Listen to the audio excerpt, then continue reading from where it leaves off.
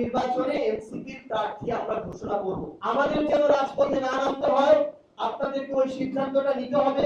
আমরা আশা করছি আগামী 10 মের মধ্যে আমরা এনসিপি থেকে প্রাথমিকভাবে সমর্থিত উপজেলা চেয়ারম্যান পদপ্রার্থী এবং মেয়র পদপ্রার্থীদের তালিকা ঘোষণা করতে পারবো এবং আমরা এ মাসের মধ্যেই আমাদের অঘোষিত যে 7টি সিটি কর্পোরেশন রয়েছে সেই সিটি কর্পোরেশন গুলোতে এনসিপি সমর্থিত মেয়র পদপ্রার্থীদের নামও আমরা ঘোষণা করব।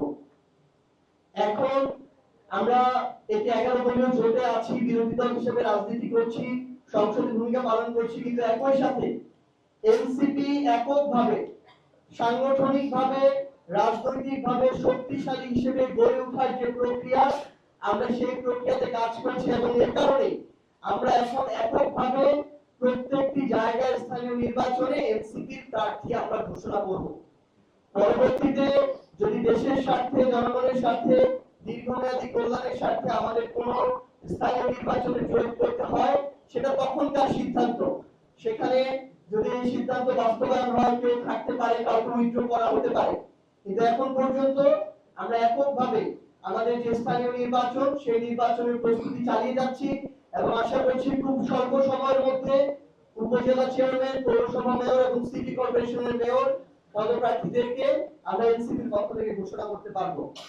আরেকটি বিষয় আমরা দেখছি যে বিএনপির পক্ষ থেকে বলা হয়েছে, আমরা সোশ্যাল মিডিয়া দেখলাম যে প্রধানমন্ত্রী মাননীয় তথ্য উপদেষ্টা তিনি তার জায়গা থেকে বললেন যে এবছরের মধ্যে স্থানীয় নির্বাচন দেওয়াটা তাদের পক্ষে সম্ভব হবে না।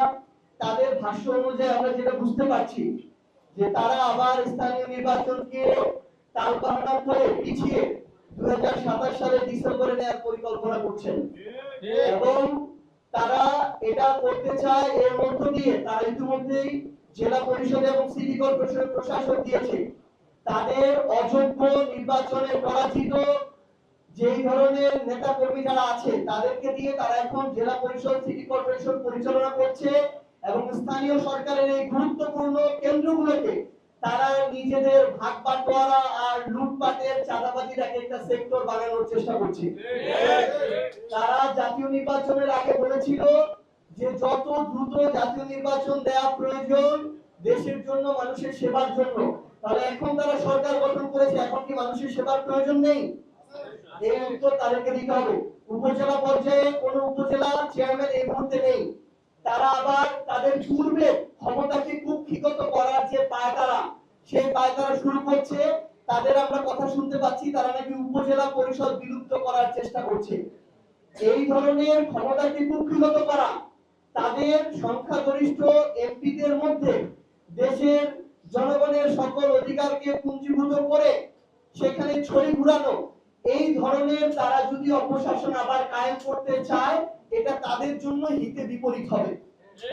এই জন্য আমরা তাদেরকে আহ্বান করব অতি দ্রুত সময়ের মধ্যে সিটি কর্পোরেশন এবং উপজেলা ও পৌরসভা নির্বাচন যেন তারা এই বছরের মধ্যেই তাদেরকে দিতে হবে।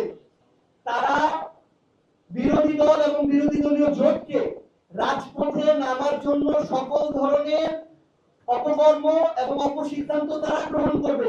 আর আমরা যখন রাজপথে নামি তখন তারা বলে যে আমরা আমাদের জায়গা থেকে নাকি সরকারকে স্থিতিশীল দেখতে চাই না, এই জন্য আমরা 3 মাস যেতে না যেতে রাজপথে নেমে যাচ্ছি। তো আমরা তাদেরকে আহ্বান করব যে বিরোধী দল আমাদের যেন রাজপথে না নামতে হয়, আপনাদেরকে ওই সিদ্ধান্তটা নিতে হবে এবং স্থানীয় নির্বাচনকে নিয়ে কোন ধরনের পায়তারা করার সুযোগ নেই। এবছরের ডিসেম্বরের মধ্যে আমরা সিটি কর্পোরেশন, উপজেলা পরিষদ এবং পৌর মেয়রের যে স্থানীয় নির্বাচন সেই নির্বাচনগুলো দেখতে চাই এবং সেই অনুযায়ী এই নির্বাচন কমিশন এবং স্থানীয় সরকারকে প্রস্তুতি নিতে হবে। তো আমরা